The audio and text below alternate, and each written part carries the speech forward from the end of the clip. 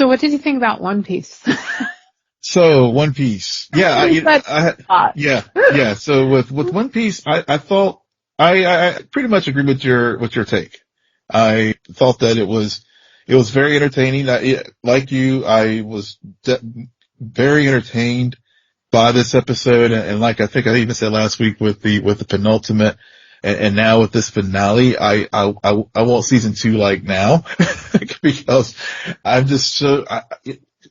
This was a gem of a show that it was new to both of us, and honestly, it's like way too much like lore. There's no humanly way possible at this point where I could like even come close to watching 1,000 hours of manga anime, and reading all the 1,500 or so volume, however many volumes of manga.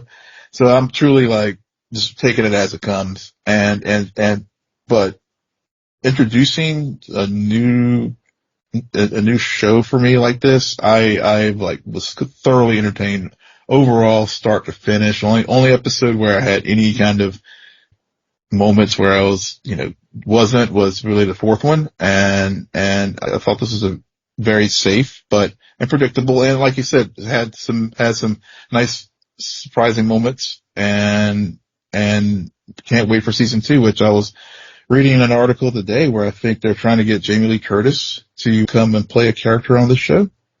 Can't remember the name of the character right now, but I was reading a Deadline where the showrunner for One Piece was just giving a recap of the season, and that was one of the things that he noted. So I guess we'll maybe get news about that once the actor strike is over. Yeah. What else to talk about this episode? What did you think about Garp letting Luffy go? That was one of those safe choices, quite frankly. I wasn't. Yeah, it was weird. Yeah. I was not surprised by that. Well, it wasn't surprising that in the end, Garp lets him go, lets the Straw Hat Pirates, because at the end of the day, like, Colby's like, they haven't done anything wrong. And I was thinking about this. All of their actions, like, the only thing that they could be charged with was they did steal the map. Yeah. Technically. Mm-hmm. But beyond that, they haven't really done anything wrong, especially in that instance. Mm. And I like that it wasn't just Colby, but Haircut too, because Colby and Haircut just staying strong, united front. Yeah, that was where I did go, go Haircut. I did. I even like said it out while I was watching an episode where I was like, go Haircut. Whenever he did that, and so and I think that was I think that's where this show really excelled in. It is really showing these relationships and over the course of the 8 episodes, how everyone's relationship evolved and grew and tightened. Because just look at we can just start with the Straw Hats. I mean, they were all like, Luffy had, he was very clear about what his dream was, to be king of the pirates, and then we had this world building it from the very start of introducing these characters together and pulling them together. But by the end of the season, I'm like, I am all in. I believe that these characters care for one another and they root for one another, even when Nami like just, blows by Sanji when he's like wanting to hug, which I thought was a funny moment, but they all have their various ways of showing their affection for one another. Right.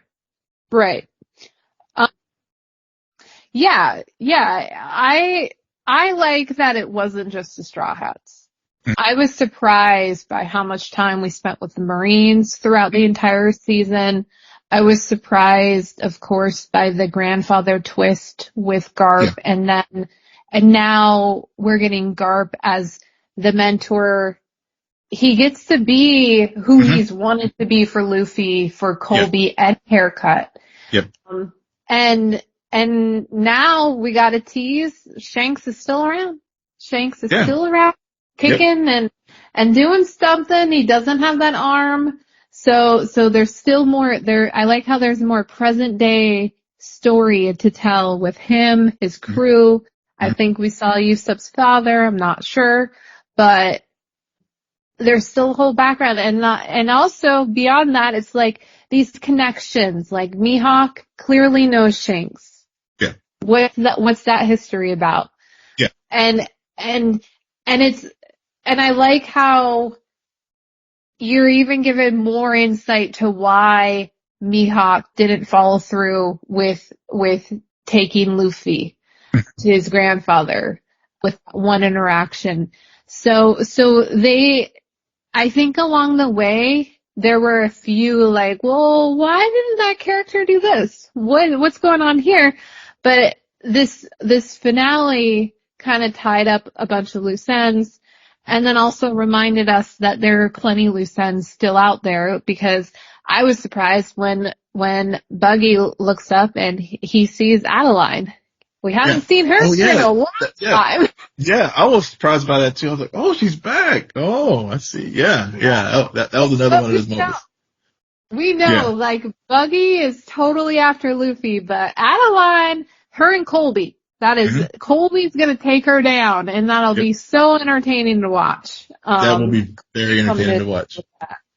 Yeah.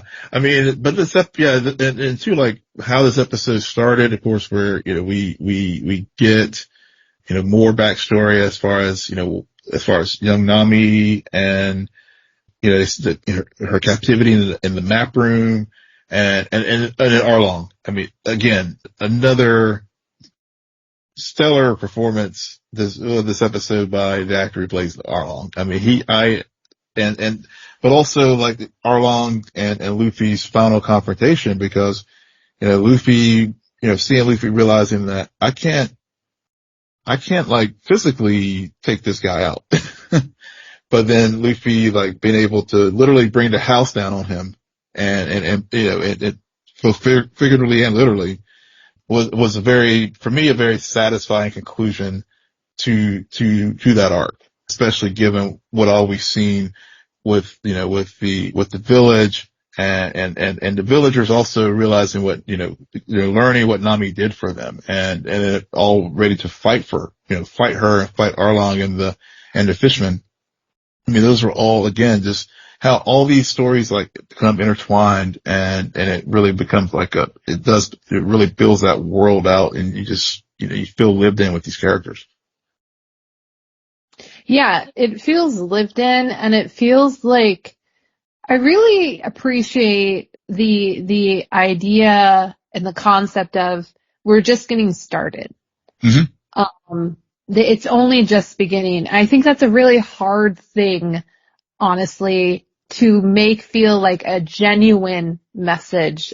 And I believe it speaks to the main character being Luffy and his optimism and his persistence about this idea, which, on that note, my favorite lines in this episode and arguably in the series is when Luffy tells Kobe to be a good Marine, and Colby says be a good pirate, because it parallels the beginning of this friendship and how that's what they both want. They have this idea of like a Marine is good, and then Colby's confronted with the bad Marines.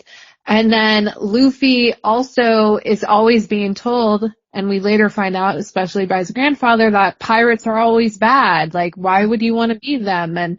But he's grown up under Shanks, and he sees a good pirate, and Shanks tell him, be good, Luffy. So I just love that at the end when those two say that to each other, because I think it's such a it's not naive, but there's something very childlike about it, but also just very much Like, you can be this role, but you Yeah. also have to be bad. You can Right. be good. Yeah. Even though this is like your code and this is Mhm. like what the station you've chosen in life. Yeah. Yeah. It is. It's like follow your code, follow your, and also just follow your dreams. And a recognition of that, you know, that, the parallelism that you talked about between, you know, good pirate, good marine, all that stuff flows through, but also, you know, both Luffy and Kobe, like, acknowledging that this is who he is. And I'm not, you know, I'm not going to try to change him or change his dream. And, you know, so, because at the beginning of the series, that was Luffy letting Kobe go off and be a Marine.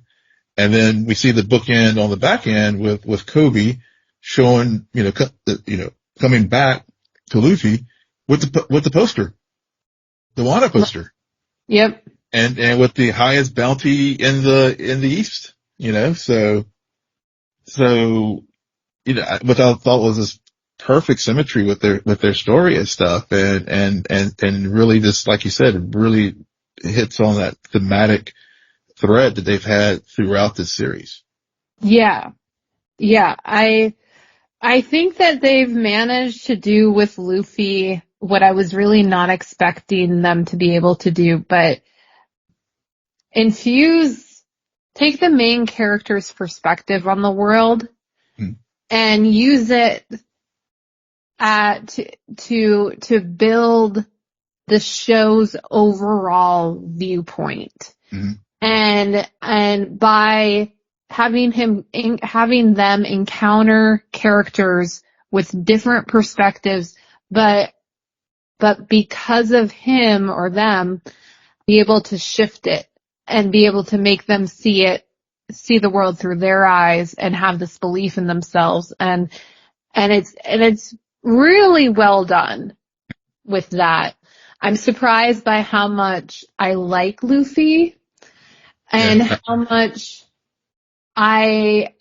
he's not necessarily the main focus every episode, Mm, but he doesn't have to be, and his presence is always there. And how the stories, all of the stories that are being told are still through that overall Luffy perspective and yeah. viewpoint.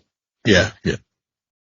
Completely Yeah. agree. Yeah. Yeah. It's what, yeah. And I know whenever we first started watching this show, you were like, you were very uncertain about Luffy. But, now that we're at the end of the first season, I completely agree with what you said. And as far as him as a character and yeah, it's just, you know, the lesson that Garp wanted to show Luffy as well is like, you know, don't be naive, kid. You know, the world's a hard place, and I was just, you know, it was toughening you up to get you ready for what you're about to undertake and going into the Grand Line. Yeah. Yeah. But at the same time, it's like the world can also be about adventure. Yeah, It's yeah, hard, but he's got his crew and he knows what he believes in himself. I think that's the way to think yeah, about it, or yeah, to take yeah, it. yep, I am not going to pull a you. I like how I'm staying away from things about One Piece. yeah, I don't want to get ahead. I don't want to know more, because, and I kind of have done this with other projects that are based on materials where I don't, I have read too many books that have been made into movies or TV shows to know that it's never the same. yeah, yeah, And I don't want to build my own headcanon about stuff. And so I just want to watch the stories be told that these creators want to tell from this mine that I'm sure that they have. And I'm looking forward to the next season mm, whenever it comes. I hope that maybe they tack on 2 episodes, have it be a 10-episode season. yeah, But they gave us some pretty, like, full hour episodes. So I'm not mad at it being 8. They didn't waste a lot of time, as we've discussed before. So they had a clear start and beginning, middle, and end. Yeah, they did. They did. They really did. And we got a little tack on scene to whet our appetites for season 2. That was, who's the guys? Smoker? Smoker? Remember at the bonus scene there at the end right before the credits? I know who it is, but do you know his actual name? I don't. Again, I was thinking about the guy who's treasure, Jolly Roger. Oh yeah. It was Jolly Roger. Oh, I'm blanking on it now. But, yeah. But I was just thinking about, but to your point about looking forward to season 2 and, really trying to stay away from the source material. I know I DM'd you that, I had watched the first episode, a little bit of the first episode on Netflix, since they have anime on there now. But I think I am, as I said at the beginning, it's just so much. And 1, and 2, to your point, I agree. I don't want to taint my viewing by knowing too much about the source material, so I can just evaluate this on my own as just a new fan. Yeah.